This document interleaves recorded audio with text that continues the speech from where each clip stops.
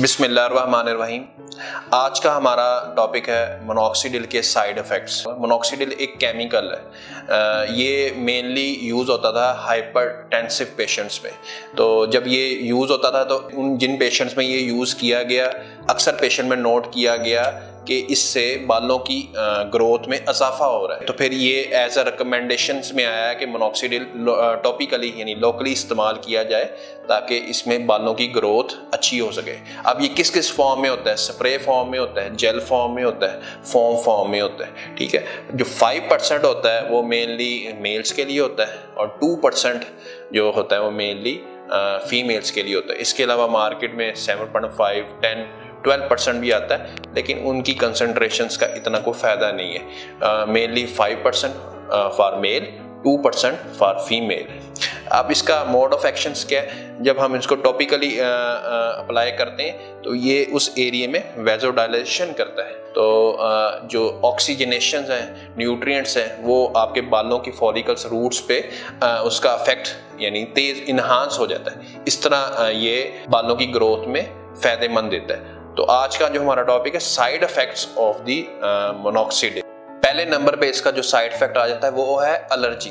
यानी ये 2% से भी कम लोगों में ये इसका चांस है कि इस साल्ट से, इस केमिकल से किसी को एलर्जी हो सकती है। यानी आपको खुजली होगी, खारिश होगी, डर्माटाइटिस यानी इसको डर्माटाइटिस हो सकता है, यानी आपकी स्वेलिंग ऑफ फेस हो सकती है, रेडनेस ऑफ द फेस हो सकती है। सेकंड इसका इफेक्ट आ जाता है फीमेल्स में कि आप अगर स्प्रे करते हैं, सर पे स्प्रे करते हैं तो वो ट्रिकल करके आपके फेस पे आ सकता है। तो ये फेस पे फीमेल्स के हेयर ग्रोथ करवा सकता है। यानी आपने स्प्रे किया तो वो जो स्प्रे ट्रिकल करके आपके नीचे आया, फेस पे आया, या आपने लगाने के बाद अपने मुंह पे हाथ फेर लिया, तो फीमेल्स में यानी हेयर ग्रोथ ऑन फेस का चांस होता है। तो फीमेल में फेशियल हेयर ग्रोथ का चांस होता है, इसे हाइपरट्राइकोसिस कहते हैं। तो फीमेल्स जब इसको अप्लाई करें तो इस चीज़ का ध्यान कर लें, एहतियात कर लें कि सिर्फ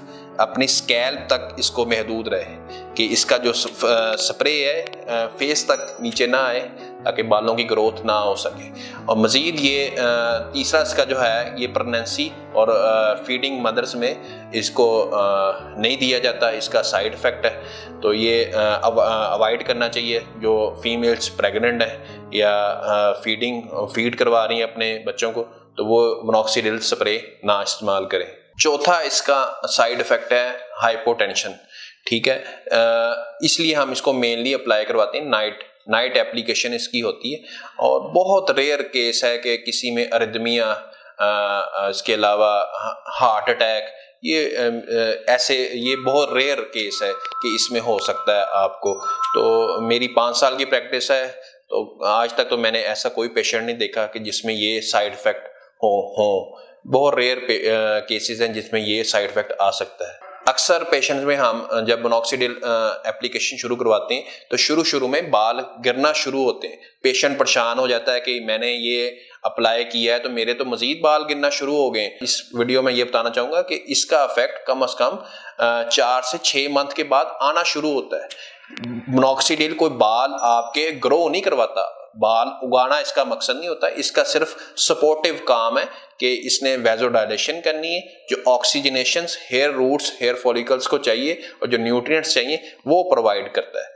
इसके साथ आपने मल्टीविटामिन्स, बायोटिन्स और फिनास्ट्राइड और पीआरपी इंजेक्शंस वो इस कम्बिनेशन थेरेपी के साथ लेने होते हैं। अकेला मोनोक्सिडिल इफेक्टिव नहीं होता, ये बाल नहीं ग्रो करवा सकता। तो फर्स्ट आपके इसमें पहले बाल गिरते हैं, फिर 4 से 6 मंथ के बाद इसके इफेक्ट्स आना शुरू होते हैं। तो जो स्किन का, हेयर के जो ट्रीटमेंट होते हैं वो लॉन्ग टर्म्स होते हैं। लोग कहते हैं कि हमने ये ट्रीटमेंट शुरू की है, इसकी मुझे फौरन रिजल्ट्स नजर आना शुरू करें, लेकिन जो बालों का और स्किन के जो प्रॉब्लम्स होती हैं, इनके जो इफेक्ट्स हैं वो टाइम लेके नजर आना शुरू होते हैं। सो ये थे कुछ साइड इफेक्ट्स मोनोक्सिडिल के। और इसके अलावा आपने कोई क्वेश्चन पूछना हो तो ये स्क्रीन पे हमारा नंबर चल रहा है, आप डायरेक्ट मुझे कॉल कर सकते हैं, व्हाट्सअप कर सकते हैं, और जिस किस्म की आपको कोई क्वेश्चन हो, क्यूरी हो, हमें आप पूछ सकते हैं। अल्लाह हाफिज़।